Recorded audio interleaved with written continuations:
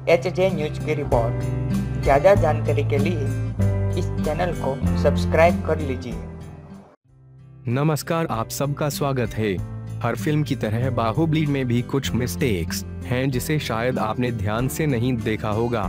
बाहुबली में अमरेंद्र बाहुबली, प्रभास और भलाल देव राणा दगुब्बाती भाई हैं और एक ही वंश के।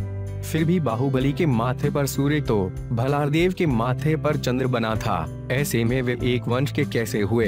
जब बाहुबली को कटप्पा ने मारा तो वहाँ एक पत्थर था जिस पर टिक पर प्रभास बैठे हैं, जबकि पहले पार्ट के पोस्टर में वहाँ कोई पत्थर नहीं बल्कि एक डेड बॉडी दिख रही है।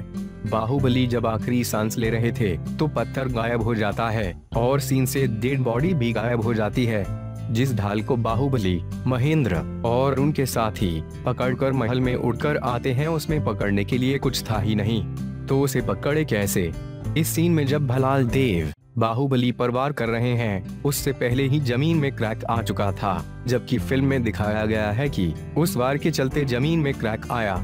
ये दो फोटो देखने के बाद कुछ बोलने की जरूरत तो नहीं है, फिर भी एक फोटो में खून बाहुबली के माथे से निकल रहा है, जबकि दूसरे एंगल से ली गई फोटो में खून नहीं है। जब बाहुबली और देवसेना दुश्मनों का सामना तीर से करते हैं तब क्या आपने ध्यान दिया कि उनके तीर खत्म ही नहीं हो रहे?